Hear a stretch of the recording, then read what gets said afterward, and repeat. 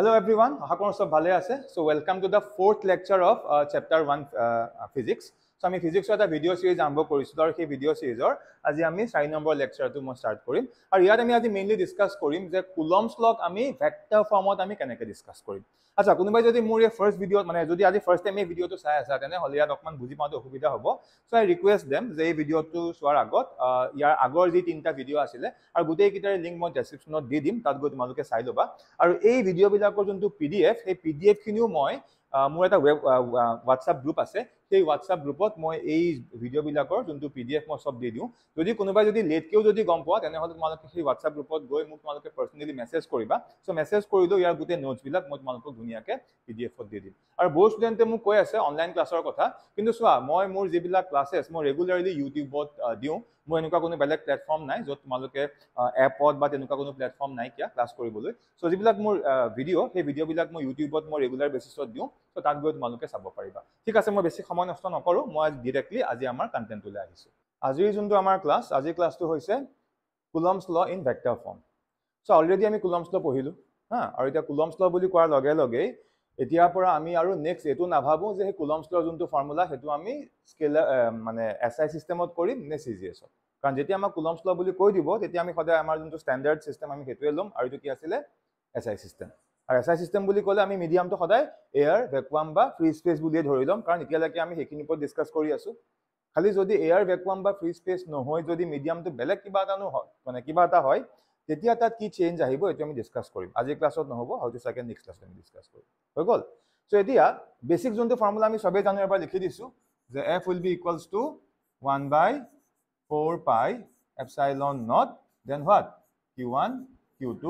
divided by r square so এই formula আমি সবে জানো হল কিন্তু এতিয়া আমি কি কৰিম এতিয়া আমি এই যোনটো Coulomb's law এই Coulomb's law টো আজি আমি ভেক্টৰ ফৰ্মত আমি ডিসকাস কৰিম কাৰণ বহুত কিছুমান কোৱেশ্চন এনেকুৱা আছে যোনবিলাকত দেখা যায় যে Coulomb's law ডাইৰেক্ট ফৰ্মুলাটো নহয় আমি তাক ভেক্টৰিক্যালি সলভ কৰিব লাগিব বা ইয়াৰ কিছুমান এপ্লিকেশন আমাৰ বেলেগ কিছুমান টপিকত আছে তাতো আমি ভেক্টৰিক্যালি আমি যাব লাগিব ঠিক আছে ওকে এতিয়া ভেক্টৰ ফৰ্মত যোৱাৰ লগে লগে ইয়া ডায়াগ্ৰামটো আহিব ডায়াগ্ৰাম মানে কি আৰু দুটা পইণ্ট তাত দুটা চাৰ্জ সেপাৰেশন আছিল আমাৰ কি r সো এতিয়া হেখিনি বস্তু আমি আকৌ আকিম বাট আমি ভেক্টৰিক্যালি আকিম আচ্ছা ইয়াতে মই এটা কথা এড কৰিম দেই মই যে ভেক্টৰ ফৰ্ম বুলি কৈছো এতিয়া আমি যোনটো ভেক্টৰ ফৰ্ম পঢ়িম তাতকেও কিন্তু বেলেগ এটা ভেক্টৰ ফৰ্ম আছে যাক আমি পজিশন ভেক্টৰ বুলি কওঁ মানে Coulomb's law ভেক্টৰ ফৰ্মটো আমি দুই টাইপত কৰিম এটা সিম্পল ওয়ে যোনটো মই এটা কৰিব গৈ আছো আৰু এটা অকমান এডভান্স ওয়ে যাক কোৱা হয় Coulomb's law in terms of position vector এটা পজিশন ভেক্টৰ যোৱাৰ লগে লগে আমি ফাৰ্স্ট ইয়াত আমি পঢ়িছিলো ভেক্টৰ চ্যাপ্টাৰ 2 যে দুটা ভেক্টৰ আছিল পজিশন ভেক্টৰ আৰু ডিসপ্লেসমেন্ট ভেক্টৰ মনত আছে না বাৰু টপিকটো যে পজিশন ভেক্টৰ বুলি ক'লে সদায় মন কৰিবা যে যেতিয়া আমি পজিশন ভেক্টৰ ওয়াৰ্ডটো কওঁ তেতিয়া তাত সদায় এটা কোঅৰ্ডিনেট সিস্টেম থাকিব মানে পজিশন ভেক্টৰ বুলি কওঁতে আমি সদায় পজিশন ভেক্টৰটো কোৰ পৰা চাম অৰিজিনটোৰ পৰা চাম হল যেতিয়া মই ইয়াত কৰাই দিম তেতিয়া আৰু ভালকে মই বুজাই দিম ঠিক আছে সো এতিয়া আমি মেইনলি কোনটো মানে আৰম্ভ কৰিব ওলাইছো যে সিম্পল যোনটো ফৰ্ম আছিল যাৰ নামটো কি Coulomb's law in vector form so first আহিব ইয়াৰ ডায়াগ্ৰামটো very important ha so suppose this is point A আৰু এটো suppose point B হল এতিয়া এই দুটাতে মই চাৰ্জ লম সো এই পইণ্টত suppose মই q1 চাৰ্জ ৰাখিছো আৰু b পইণ্টত suppose কিমান ৰাখিছো q2 চাৰ্জ আৰু দুইটাই মই কি লৈছো পজিটিভ লৈছো ইয়াত একো মেনশন কৰা নাই মানে কি পজিটিভ হল আৰু এই দুইটা চাৰ্জৰ মাজৰ যোনটো সেপাৰেশন মানে এখন দুটাৰ মাজৰ এই যোনটো কি ডিসটেন্স বা এই যোনটো সেপাৰেশন এটোক আমি r বুলি ধৰিছো এটোক আমি কি বুলি ধৰিছো r হল এতিয়া চোৱা এতিয়া এই দুইটা চাৰ্জৰ মাজত আমি এটা ফোৰ্স পাম ক্লিয়াৰ হৈছে ওকে এটা ভালদৰে চোৱা এই যোনটো q1 চাৰ্জ আছে q1 চাৰ্জটোৱে q2 চাৰ্জৰ কাৰণে এটা ফোৰ্স পাব q1 ও পজিটিভ q2 ও পজিটিভ এটা q1 নয় q2 কাৰণে এটা ফোৰ্স পাই আছে বা ইয়াক আমি এনেকৈ ক'ব পাৰো যে q1 ক q2 এ এটা ফোৰ্স দিব বা q1 এ q2 ৰ কাৰণে এটা ফোৰ্স পাব এটা q1 এ এই q2 ৰ কাৰণে যোনটো ফোৰ্স পাব সেই ফোৰ্সৰ ডাইৰেকশনটো কোন ফালে হ'ব এফালে হ'ব কাৰণ এনেকৈ চিন্তা কৰা q2 এ q1 ক এট্ৰেক্ট কৰিব নে ৰিপেল কৰিব বিকজ দুইটা কি পজিটিভ সেই কাৰণে এই q2 চাৰ্জটোৱে q1 ক কি কৰিব ৰিপেল কৰিব বা মই এনেকৈ ক'ব পাৰো q1 এ Q2 ৰ পৰা এটা ৰিপালসিভ ফোৰ্স পাবো এফালে হল এটা সেই ফোৰ্সটোক মই যেহেতু মই ভেক্টৰিক্যালি কৰিম সেই ফোৰ্সটোক মই এনেকে দেখুৱাই দিছো আৰু এই ফোৰ্সটোক সাপোজ মই নাম দিছো F12 ভেক্টৰ এই ফোৰ্সটোক মই কি নাম দিলো F12 ভেক্টৰ মই অলপ পিছত আৰু ভালকে বুজাম ঠিক আছে এতিয়া F12 টো কি এই Q1 এ পোৱা ফোৰ্সটো আৰু এই ফোৰ্সটো Q1 ক কোনে দি আছে Q2 এ দি আছে সিমিলাৰলি Q2 এটা ফোৰ্স পাব না পায় হল Q2 চাৰ্জটোৱে ফোৰ্সটো কাৰ কাৰণে পাব Q1 ৰ কাৰণে পাব বা ইয়াক মই এনেকৈ ক'ব পাৰো যে Q1 এ Q2 কো এটা ফোর্স দিব এটা Q1 এ Q2 ক যোনটো ফোর্স দি আছে হেতু এট্ৰাকটিভ ফোৰ্স নে ৰিপালসিভ ফোৰ্স দুইটা পজিটিভ মানে আমি ক'ব পাৰো আমি এফালো এনেকে এটা ফোৰ্স দেখুৱাই দিব পাৰিম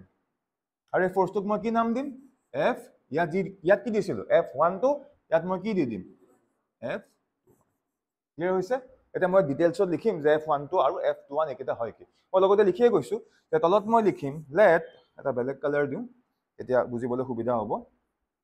সো আমি লিখিম এতিয়া যে লেট F12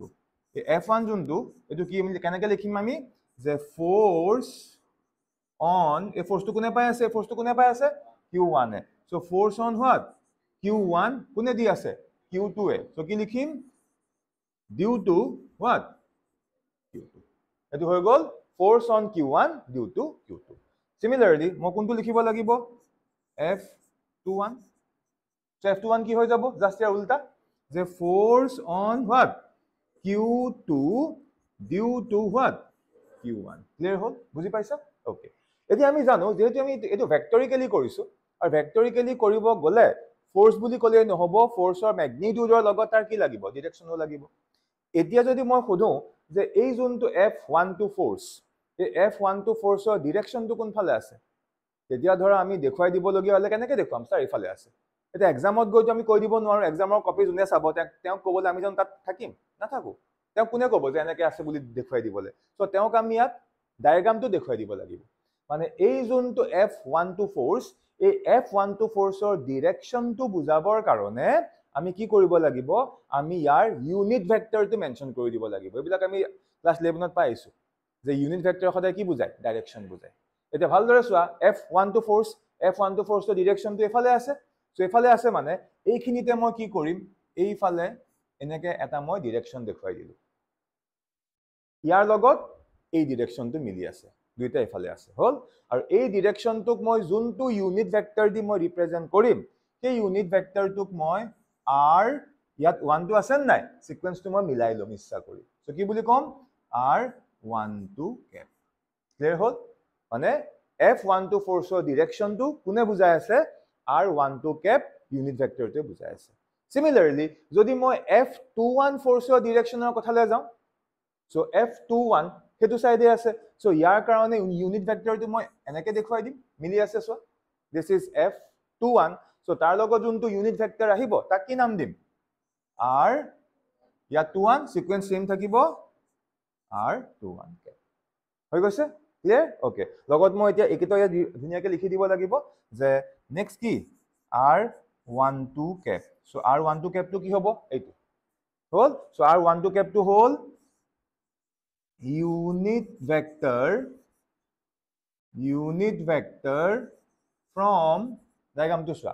unit vector এটো কোৰ পৰা কলে আছে এনেকে আছে মানে কোৰ পৰা কলে from Q2 to Q1 so কি লিখিম from Q2 to what Q1 clear হৈছে বুজি পাইছা and similarly finally কি R21 cap to কি হৈ যাব same unit vector from এবাৰ R21 cap to ক'ত ডায়াগ্ৰামত চাম বিলা মুখস্থ নহয় দেই R21 cap এফালে আছে সো কি লিখিম from Q1 to Q2 so from Q1 to Q2 clear হৈছে মই যদি লিখো যে R12 cap will be equals to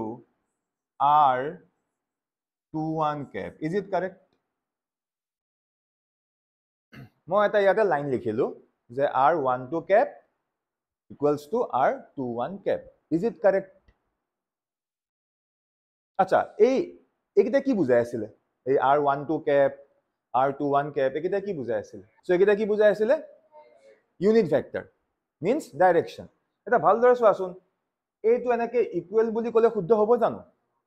নহ'ব কিয় নহ'ব দুইটা ডাইৰেকচন বেলেগ বেলেগ যদি r12 cap এফালে আছে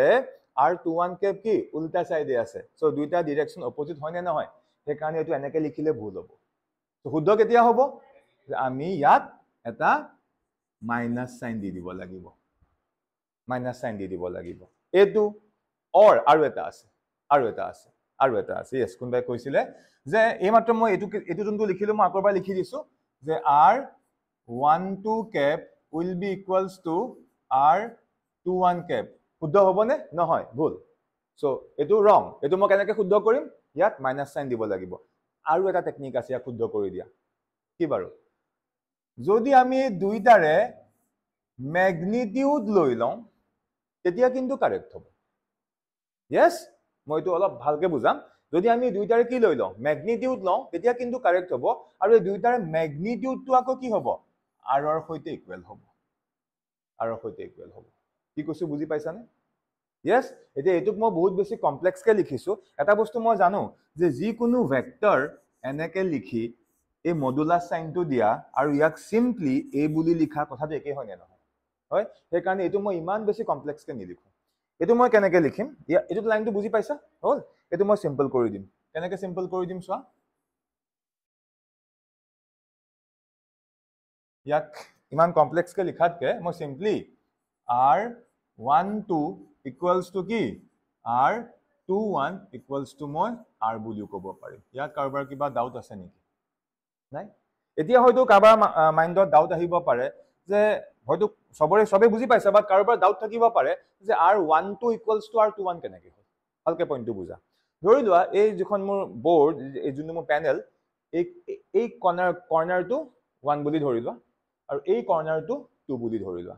এতিয়া আমি সেই মিস্ত্ৰীয়ে যে আমাৰ ঘৰত কাম কৰোতে এটা মেজাৰিং টেপ লৈ আমি জানো নহয় দেখিছো আমি এনেকে টানি দিব লাগে এৰি দিলে আকৌ সোমাই যায় সাপোজ মই সেই মেজাৰিং টেপটো লৈছো আৰু এই কৰ্নাৰটো কি আছিল 1 ধৰি লোৱা এফালৰ কৰ্নাৰটো কি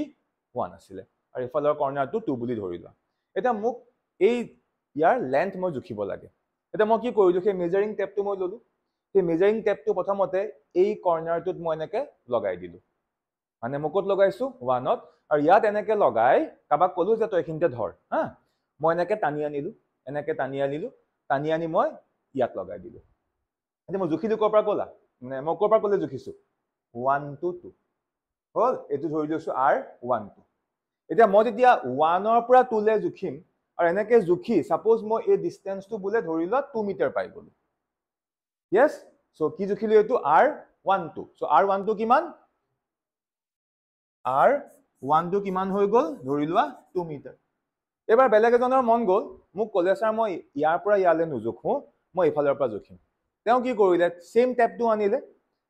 এফালে এনেকে ধৰিব দিলে কাৰোবাক আৰু টেপটো এনেকে দীঘল কৰি আনি তাৰ পৰা আনি ইয়ালৈকে জুখিলে মানে তেওঁ কৰ পৰা কলে জুখিলে 2 ৰ পৰা 1 জুখিলে হল সো এটা তেওঁ যে 2 ৰ পৰা 1 জুখিলে আলটিমেটলি বস্তুটো লেন্থ সমান হয় নে নহয় সো 2 ৰ পৰা 1 জুখোতে তেওঁ লেন্থ কিমান পালে 2 মিটাৰে পালে মানে তেওঁৰ ক্ষেত্ৰত r21 কিমান পালে 2 মিটাৰে পালে yes so that means এই লাইনটো শুদ্ধ হ'ল নে নাই যে আমি r12 লিখো বা আমি r21 লিখো হেতু একচুয়ালি কি বুজাই আছে এই দুইটা পইন্টৰ মাজৰ একচুয়াল ডিসটেন্সটো বুজাই আছে and that will be always remains what same clear হ'ল নে সো মই যে ইয়াত কৈছো r12 equals to r21 equals to তাত কিবা ডাউট আছে নাই কিয়া বঢ়িয়া এখিনলৈকে সবৰ ক্লিয়াৰ ওকে লিখিলো আছো নেখিনি এতিয়া আমি কি কৰিম এতিয়া যদি আমি কুলম্বস লৰ বেসিক কন্ডিশনৰ মতে যাও হল এটা অ্যাকৰ্ডিং টু কুলম্বস ল আমি এনেকে লিখিব নোৱাৰিম নে যে F12 ফোৰ্স ইয়াৰ যোনটো ম্যাগনিটিউড সো আমি কৰিছো ভেক্টৰিক্যালি বাট মই বস্তুটো কি কৰিম প্ৰথমতে ভেক্টৰ লৈ তাৰ মই ম্যাগনিটিউড ওয়াইজে কৰিম আৰু পিছলে মই ভেক্টৰ ফৰ্মত যাম যোনটো একচুয়াল ভেক্টৰ ফৰ্ম হল এটা according to Coulomb's law can I write F12 vector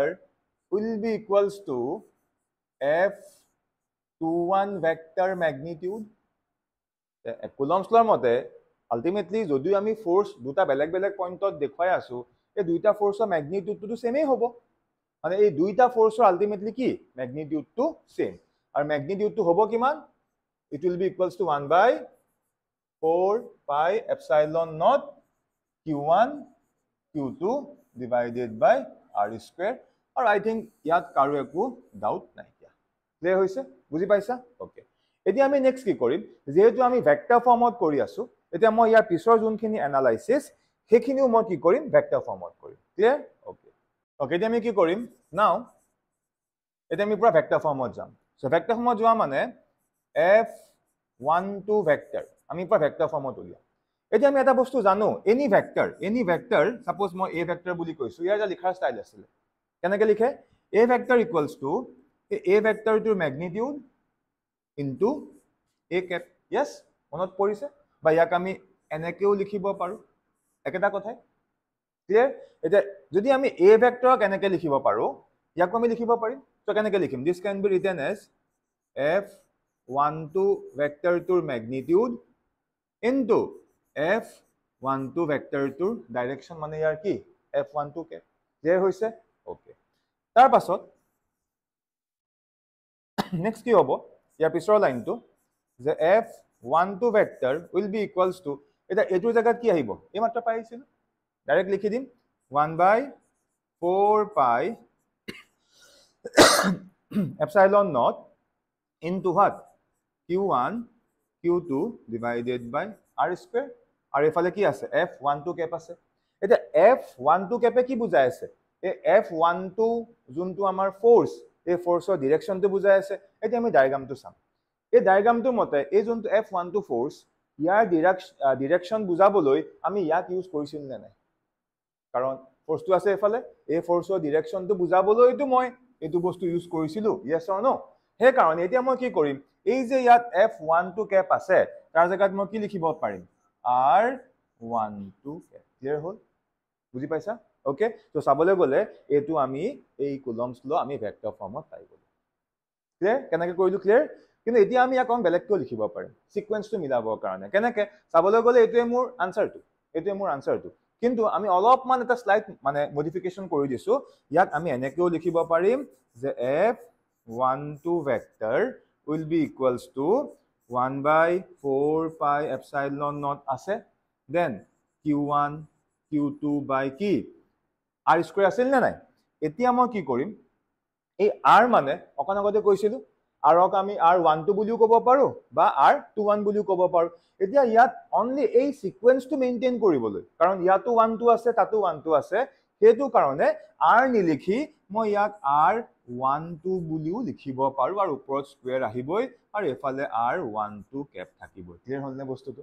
yes মানে এটো ভুল নহয় এটো 100% কাৰেক্ট এটো 100% কাৰেক্ট মইতো কম যে এনেকৈ তোমালোকে এৰি দিবা খালি মই এটা স্টেপ দেখুৱাই দিছো যে কিছুমান কিতাপে ইয়াক এনেকৈ লিখিব ক্লিয়াৰ হৈছে বুজি পাইছা এটো আমি কি উলিয়ালো f12 ফোৰ্স সিমিলাৰলি যদি মই কোনোবাই এই f21 ফোৰ্স উলিয়াব যে আমি আৰমত পাৰিম এতিয়া ক্লিয়াৰ হে কাৰণে মই এটো ইয়াত এক্সট্ৰাকে উলিয়াই দিলো তাৰ পিছত মই সিমিলাৰলি মই ইটো উলিয়াব পাৰো বুলি মই লিখি দিম তো সিমিলারলি যদি এতিয়া মই কোনোবাই f21 ফোর্স উলিয়াব দিয়ে সো কি হ'ব মই ডাইৰেক্ট লিখিম 1 by 4 pi epsilon naught কিন্তু ডাইৰেক্ট নকৰিবা এনেকৈ কৰি দেখাব লাগিব ইয়াত কৰি দিয়া নিচিনাকে মই খালি এটা দেখুৱালো কাৰণে মই ইটো ডাইৰেক্ট লিখাই দিছো so 1 by 4 pi epsilon naught কি আহিব q1 q2 divided by সিকোয়েন্সটো মিলাব লাগিব ইয়াত r আহিব কিন্তু যেহেতু মই 21 ফৰ্মেটত লিখিছো এটো মই কি লিখিম r21 স্কয়াৰ আৰু ইফালে কি হ'ব r21 ক্লিয়াৰ হ'ল সো এটো এটা আমাৰ ফৰ্মুলা আৰু কি এফালে এটো এটা ফৰ্মুলা কোনোবা এনেকৈ নিলিখি ইয়াক সিম্পলি r বুলিও লিখিব পাৰে ক্লিয়াৰ কৰিলো এখিনি আচ্ছা এতিয়া ইয়াতে আমি এটা বস্তু চাব লাগিব অলপ মই বস্তুখিনি ওপৰলৈ উঠাই দিছো হা কাৰণ মোৰ লিখিবলৈ অকমান অসুবিধা হৈ আছিল ওকে এতিয়া আমি ইয়াত দুটা জায়গাত অলপমান ফোকাস কৰিম সো এখিনি লাগে এটা আছিল মানে কোনটো f12 ফোৰ্সটো আৰু যদিও মই দুটা লিখি দিছো কিন্তু মই বাৰে বাৰে কি কৈ আছো যে একচুয়াল ফৰ্মুলা কিন্তু কোনটো এটো হে সাপোজ এটোক মই ইকুয়েশন নম্বৰ কিমান দিছো 1 দিছো হল ওকে এতিয়া এই সেকেন্ড যোনটো ফৰ্মুলা আমি পালো f21 ৰ কাৰণে যদিও মই এনেকৈ লিখি দিছো ইয়াকটো আমি এনেকৈও লিখিব পাৰো যে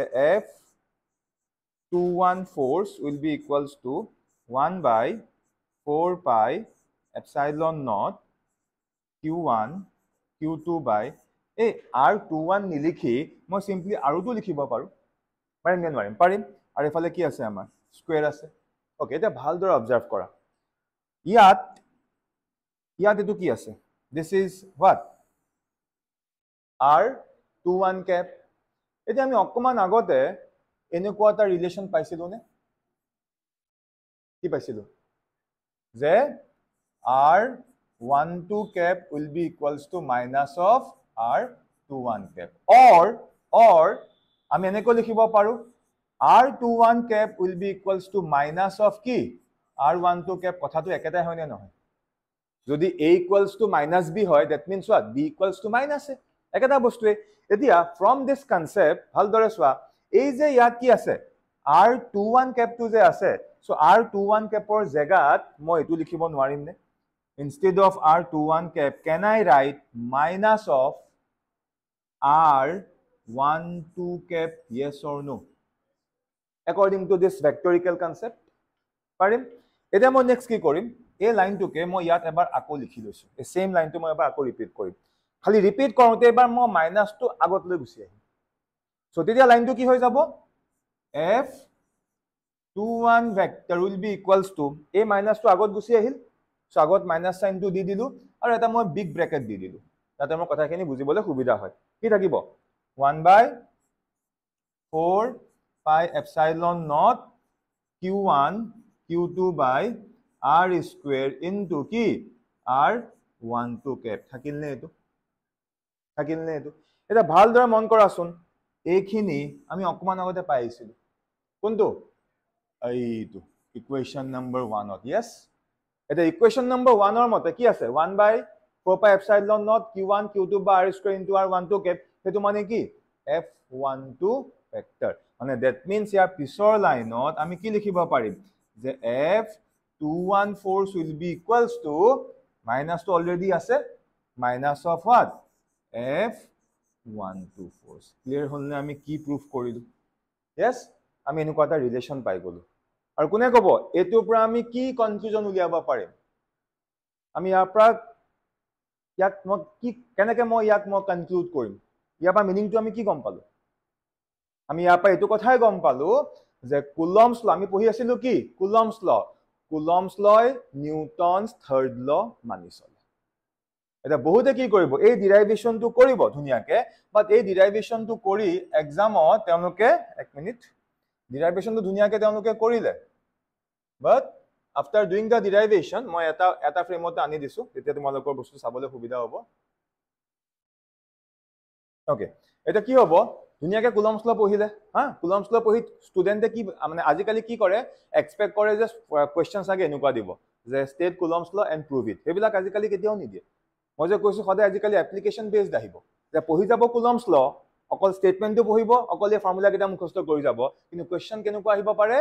যে prove that Coulomb's law অবে Newton's third law of motion so answer একেটাই আমি বস্তুখিনি জানো কিন্তু কোৱেশ্চনটো অকমান পকাই দিব সো এখিনিয়ে কৰিব লাগিব লাষ্টত এই পইণ্টটো লাগে আনিব লাগিব আৰু এই পইণ্টটো আনা মানে কি হৈ গল এটো আলটিমেটলি কি Newton's third law of motion কি আছিল every action has N equal and opposite reaction আৰু লগতে এটো আমি জানো যে অ্যাকশন আৰু ৰিঅ্যাকশন কেতিয়াও সেম বডিৰ ওপৰত অকাৰ কেতিয়াও হ'ব নোৱাৰে আৰু ইয়াতো F12 ফোৰ্স আৰু F21 ফোৰ্স সেম বডিৰ ওপৰত অকাৰ হৈছে জানো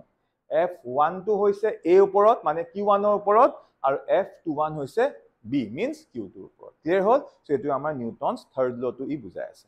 ক্লিয়াৰ কাবা কিবা সুধিব লগিয়া আছে ইয়াৰ ওপৰত ফটাফট কৰি লোৱা সো এতিয়া আমি আহিছো আমাৰ পিছৰ টপিকটোলে এটো হল Coulomb's law in terms of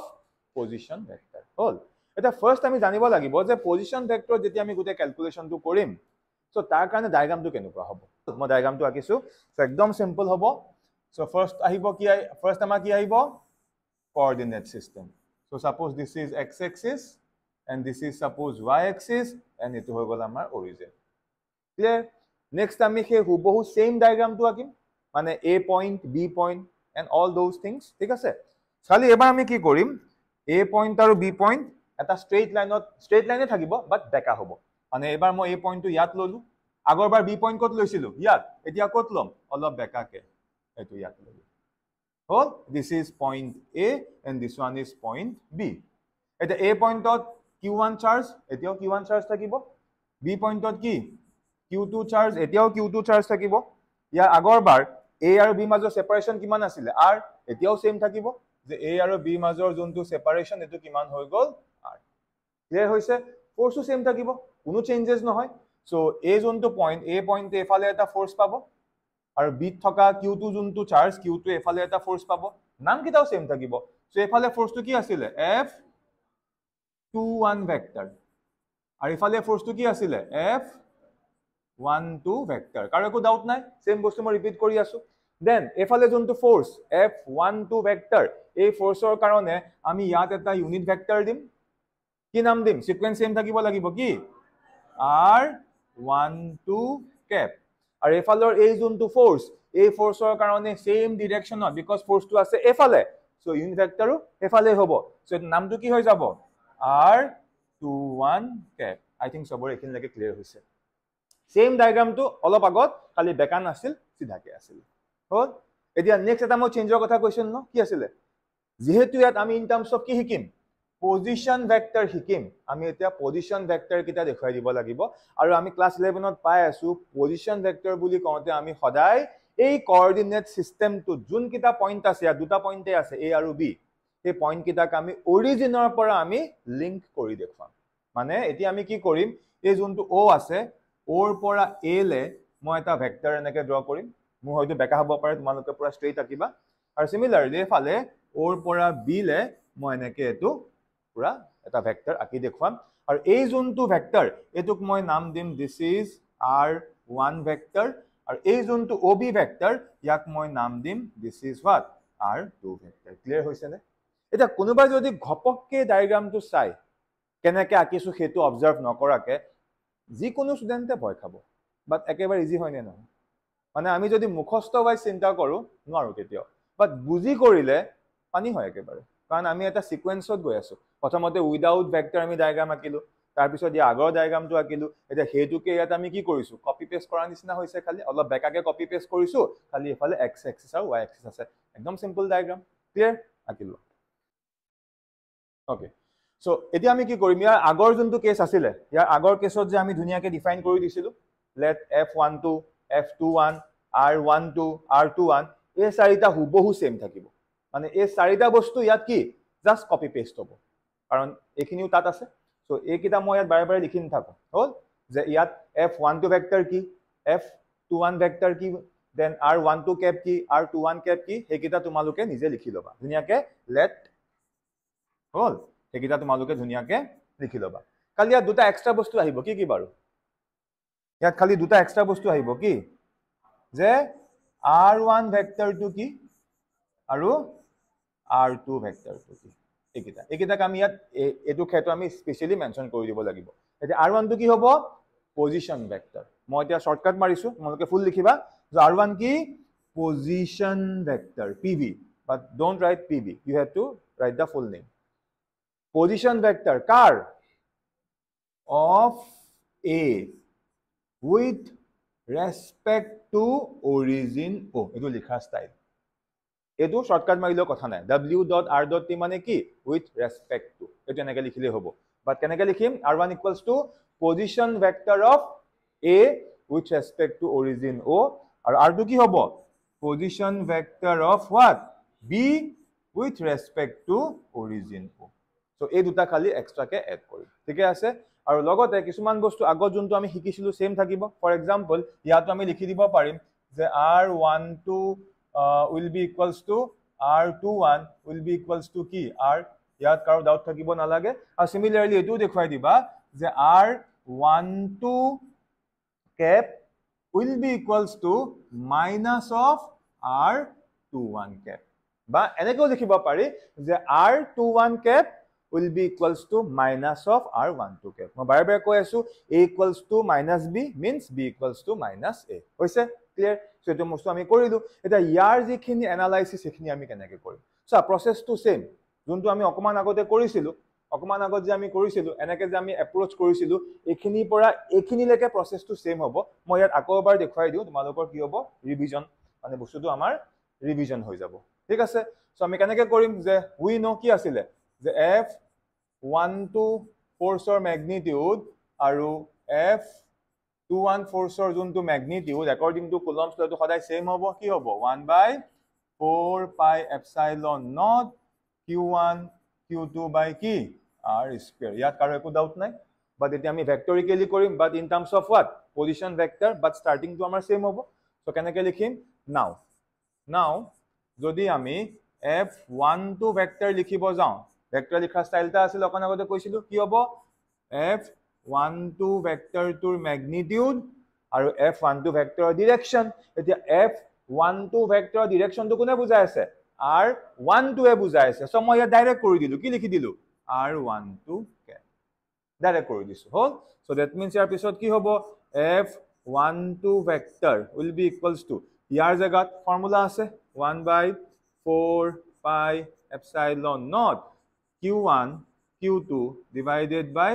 r square into r12 কে এখিনলৈকে আমি জানো এটো আমাৰ বেসিক আছিলে কিন্তু আমি ইয়াতকে এতিয়া x বা এটা বা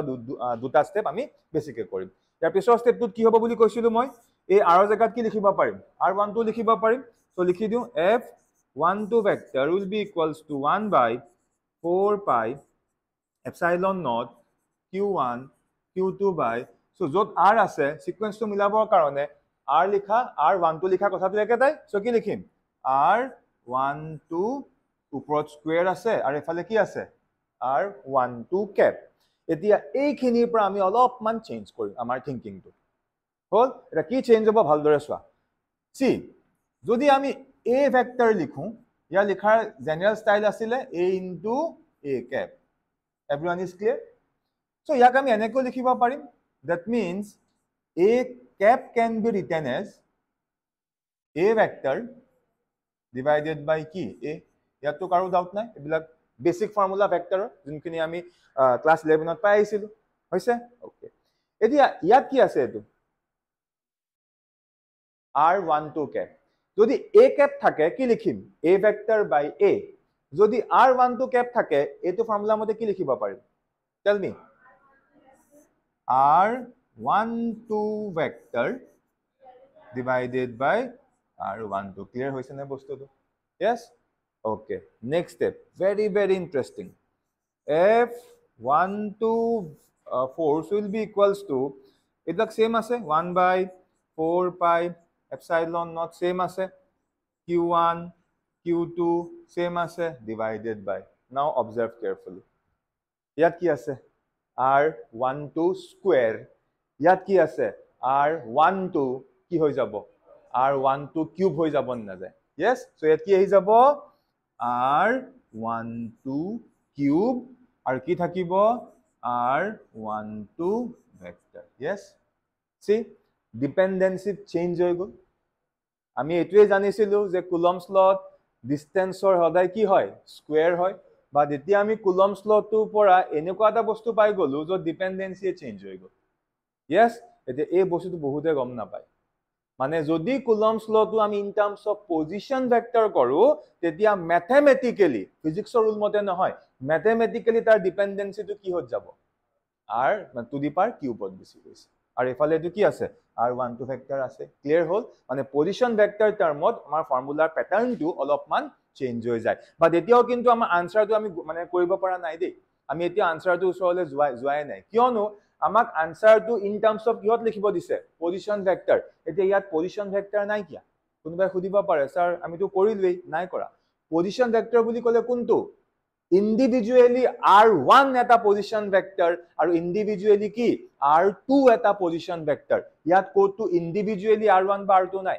r1 টো একেলগে আছে r12 ভেক্টৰ একেলগে আছে এতিয়া r12 ভেক্টৰ কোনটো হ'ব ডায়াগ্ৰামটো চোৱা r12 ভেক্টৰ কোনটো ডায়াগ্ৰামটো চোৱা ফাৰ্স্ট যদি ডাইৰেক্টলি ক্যাচ কৰিবলৈ অসুবিধা হৈছে প্ৰথম চোৱা r12 ভেক্টৰ মানে ইয়াৰ ডাইৰেকশন কোনটো হ'ব r12 ক্যাপ r12 ভেক্টৰৰ ডাইৰেকশন কোনটো হ'ব r12 ক্যাপ ডায়াগ্ৰামত চোৱা r12 ক্যাপ কোনটো আছিল এইটো r12 ক্যাপ মানে ইয়াৰ পৰা ইয়ালে যদি আমি এডাল ভেক্টৰ আকো সেইডাল হৈ গল কি r12 ভেক্টৰ মানে এটো পজিশন ভেক্টৰ নহয় কাৰণ অৰিজিনৰ পৰা আছে জানো নাই কৰ পৰা আছে এইটো বি পইণ্টৰ পৰা এই পইণ্টলৈ আছে মানে এটো কি ডিসপ্লেসমেন্ট ভেক্টৰত আছে এতিয়া এইবিলাক আছিল ক্লাস 11 ৰ কনসেপ্ট যোনে তাত ভেক্টৰ এৰি দিয়ে এই চেপ্টাৰ আৰম্ভ কৰিব নোৱাৰে ক্লিয়াৰ হৈছে বস্তুটো এটো ডিসপ্লেসমেন্ট ভেক্টৰত আছে কিন্তু আমি ইয়াক এতিয়া কোড চেঞ্জ কৰিম পজিশন ভেক্টৰত চেঞ্জ কৰিম সো তাৰ কাৰণে এতিয়া আমি এই ডায়াগ্ৰামটো আৰু অলপ ভালকে অবজাৰ্ভ কৰিব লাগিব কেনেকৈ অবজাৰ্ভ কৰিব লাগিব মই অকমান সাইডত দেখুৱাই দিছো यस যদি কোনোবা ইচ্ছা কৰা বলে স্যাৰ মই ইয়াতেই বস্তুটো ভালকে বুজিম তেতিয়াও ভাল কথা যদি ইয়াত বুজিব নোৱাৰা এটা কাম কৰা ইয়াত এটা ট্ৰায়াঙ্গল দেখা পাই আছানে এই ট্ৰায়াঙ্গলটো হুবহু তাত এক্সট্ৰাকে আঁকি লোৱা এই যোনটো ট্ৰায়াঙ্গল আছে কোনটো ও এ বি সো এটা মই কাম কৰো মই হুবহু অলপ ইফাল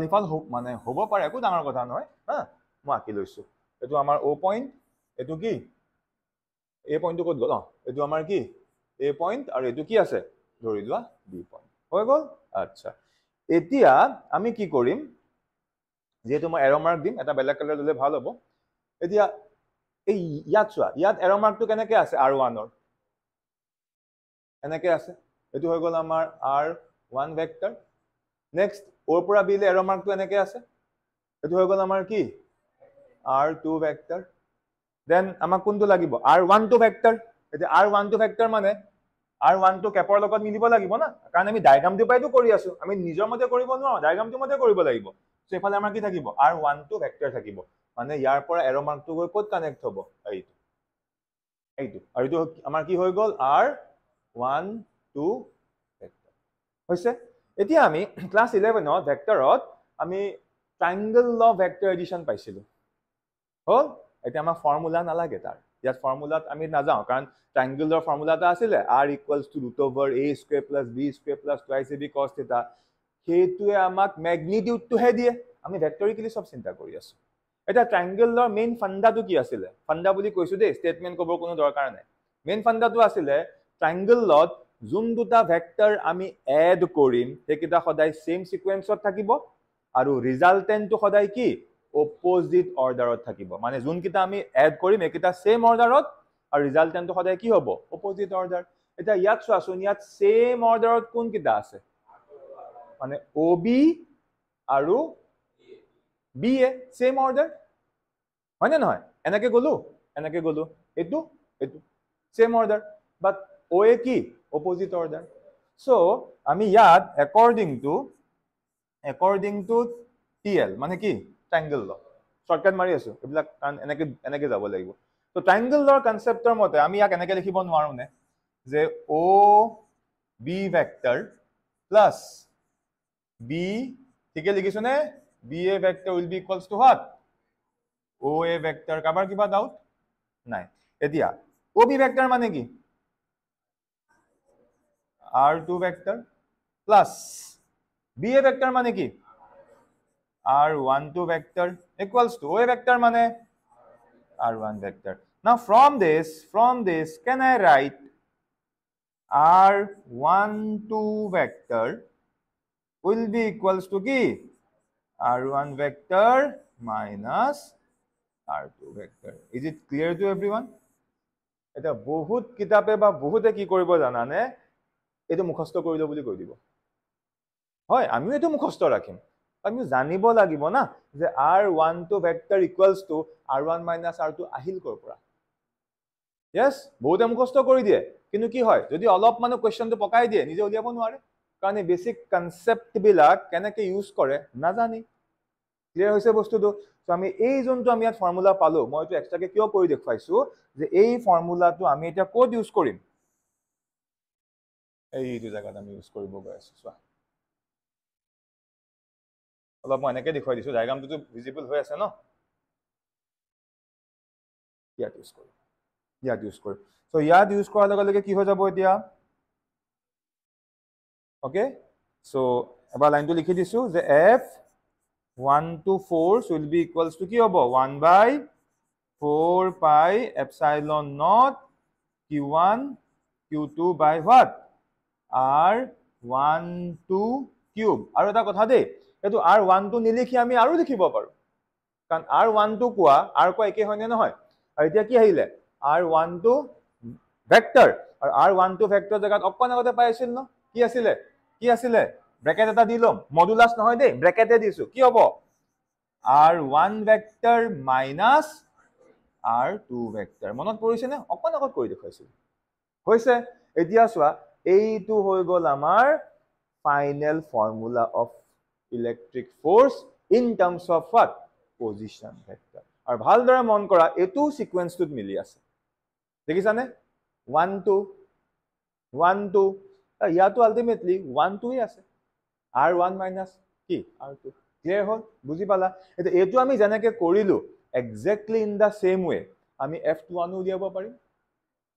এটো আমি জানাকে কৰিলো এক্স্যাক্টলি ইন দা সেম আমি কি উলিয়াব পাৰিম f21 উলিয়াব পাৰিম নিজে ট্ৰাই কৰিবা মই ডাইৰেক্টলি লিখি দিব পাৰিম এটো কথা চিন্তা কৰি যদি এটো এনেকে হয় তেন ঠিক যদি এটো আমি এনেকে লিখো তেনে হলে আমি কি পাম f কি পাম 21 পাম f21 টো কি হৈ যাব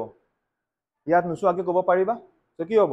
1/4 pi epsilon naught q1 এটো তো q1 q2 এ হ'ব q1 q2 by কি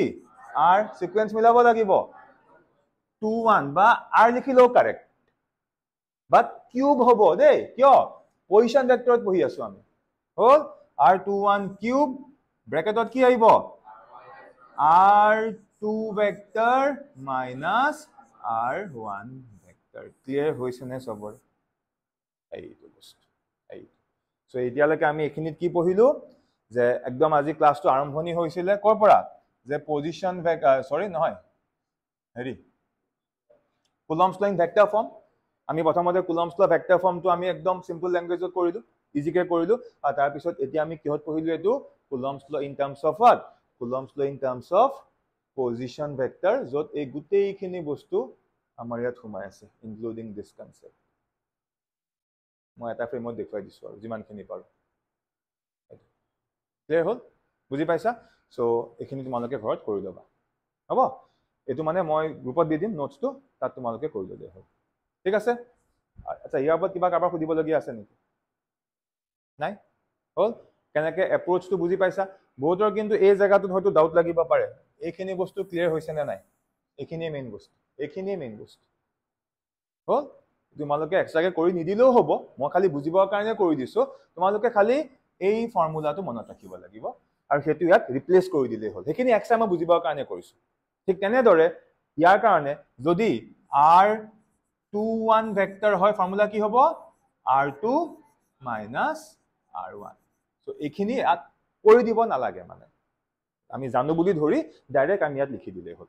মানে এই পাৰ্টটো আমাক নালাগে এই পাৰ্টটো তোমালোকে লিখিব নালাগে ফাৰ্স্ট টাইম প্ৰেক্টিছৰ কাৰণে লিখিব পাৰিবা ক্লিয়াৰ হ'ল yes মই অলপ পিছত মই নোটছ দি দিম চিন্তা কৰিব নালাগে ঘৰত আজি যেহেতু বন্ধ আছে লিখি লবা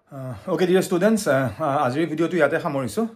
নেক্সট ভিডিওত মই আজি যোনটো মোৰ টপিক আছিল যে কুলম্বস ল ইউজিং ভেক্টৰ আৰু যত মই বেছিকে ফোকাস কৰিছিলো পজিশন ভেক্টৰৰ ওপৰত সো সেই টপিকটোৰ ওপৰত মই নেক্সট যোনটো মোৰ ভিডিও হ'ব তাত মই এটা বহুত ইম্পৰ্টেন্ট নিউমেৰিকেল কৰাম আৰু সেই নিউমেৰিকেলটো অলৰেডি প্ৰিভিয়াছ ইয়াৰত আহিছে আৰু তাৰ লগতে সেই নিউমেৰিকেলটো কৰিব যাওঁতে আমি আৰু এটা টপিক জানিব লাগিব হেতু হৈছে ফোৰ্স বিটুইন মাল্টিপল চাৰ্জেছ বা যাক আমি সুপাৰপজিশন প্ৰিন্সিপল বুলি ক'ব পাৰো হেকাৰণে মোৰ নেক্সট যোনটো ভিডিও হ'ব সেই টপিকটোৰ ওপৰত হ'ব ইনক্লুডিং এ নিউমেৰিকেল সো আজি ভিডিওটো মই ইয়াতে সামৰিছো ষ্টে টিউন থ্যাংক ইউ